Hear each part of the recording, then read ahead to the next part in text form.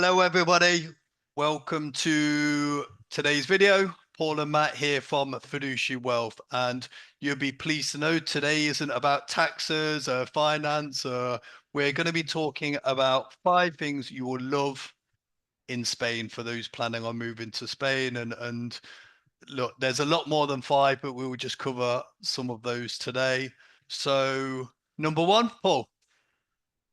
I would say the climate, the weather is exceptional weather all round. Um, Forget irregular weather patterns like what's it called, Dana. That is Yeah. that is the exception to the rule. But you have temperate weather even during the winter. It's a very mild winter. The temperatures are just incredible throughout the year. So that makes you spend more time um, outside rather than indoors. And, generally it adds to a better quality of life. So Spain is blessed in that sense. Perfect. Okay. So number 2, as this video is generally aimed at UK expats, I'll say proximity to the UK and maybe not so close, but for somebody who relocated from the UK, of course, there's a few things that we'll miss from the UK. And the beauty is these days jumping on a flight back to wherever you are. I mean, down here in the south, you go to Malaga Airport. There's hundreds of flights to the UK every day if you want to go to London or the Midlands or the North or Scotland or wherever you want to go. So I think for a lot of people, when we're relocating, be it to Spain or elsewhere, I think that one thing that ties people back is their friends and family, maybe a traditional English pub as well, and it's only a flight away. So for that, that'll be my number 2.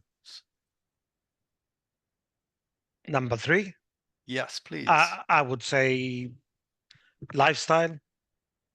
It's outdoor living, eating al fresco, um, enjoying sipping a glass of wine, in the evening, and the sun is just coming down, and it's just a very relaxed um, way of life, which really takes the pressure all away, and it allows you to slow down because the pace of life may have been a bit hectic in the UK, and then suddenly you come to Spain and everything slows down completely. And when it comes to the summer, it's not only slows down, it's dead. So you have time to recharge. And then I would say, alongside the lifestyle, it's the friendliness of the people. They're generally friendly, open, and engaging. So they make you welcome in the country. That makes a big difference, I think, to anyone relocating, that they feel that they are, if not loved, but they are embraced as soon as they land and they make it their home. But I'm glad you mentioned the shutdown in the summer, Paul. I think that's one of our top tips today. If you want something done in August, don't expect it to be done. If you want to find a civil servant in August, they will be on the beach and that's it. And you need to wait. That's just how it is. Matt, I think you're being a bit generous. My experience is that by the middle of June they're slowing down. Well, yes. By July nothing has happened. By August nothing will happen, and then in the middle of September the engines start moving again, and you can expect some action towards the end of September. That's my personal experience. But you have to accept that this forms part of the joys of living in Spain, rather than Absolutely. allow it to wind you up. You just have to accept it, how it works. And as you rightly say, plan ahead and make sure you get things done in April, May, and beginning of June. Exactly. Exactly. So number 4, I'm going to go for the cuisine. I think it's a bit of an obvious one, but it's very true.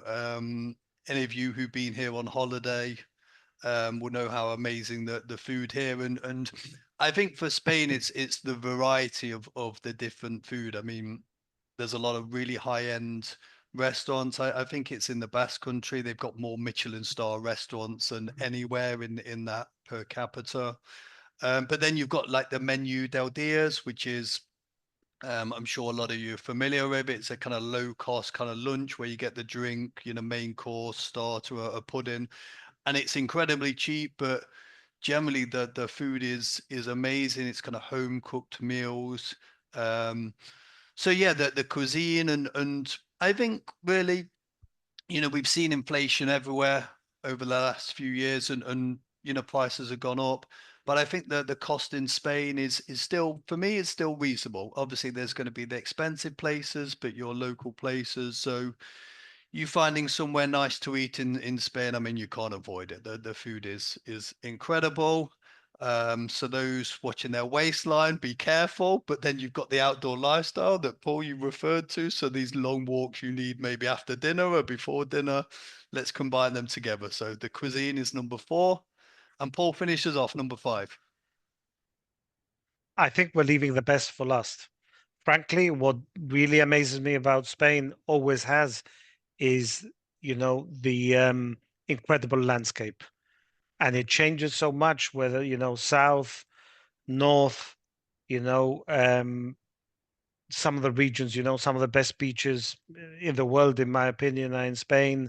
Then you've got, Sierra Nevada for skiing, and you've got, the Basque country as well, mountain ranges, and it's just incredibly beautiful. I mean, no one can dispute that Spain has an incredible landscape. It's just incredible, and different regions have their different subcultures, speaking their own dialects with their own cuisine, and that gives it a bit of a spice. I Yeah, think there's few countries in the world that have that variety. You mentioned cuisine, it's cuisine and the culture and the dialect and the landscape.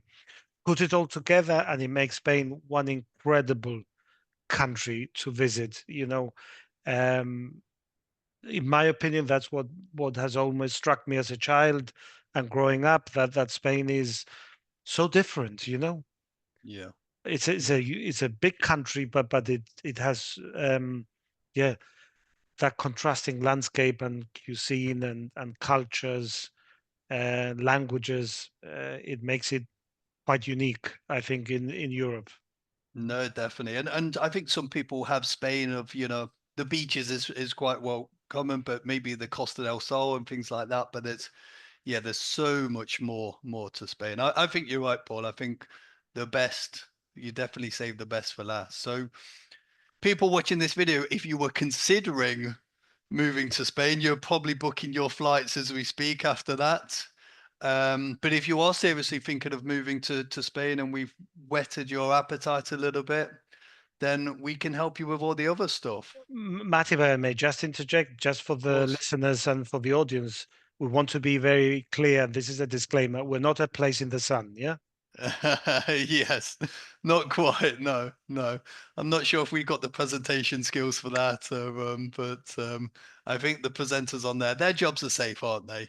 Um, but I guess, yeah, the place in the sun can deal with that, and we can deal with the financial planning and everything that comes with that. But yeah. So 5 things we love about Spain. I think next time it might be 50 things we love about Spain, but we will see. But for now, I hope you all enjoyed the video. There's a lot more videos on different subjects that you can put together as you start to plan your move to Spain. Please, I appeal every time, so just do it. Subscribe to our channel. Feel free to like and share the videos with your friends.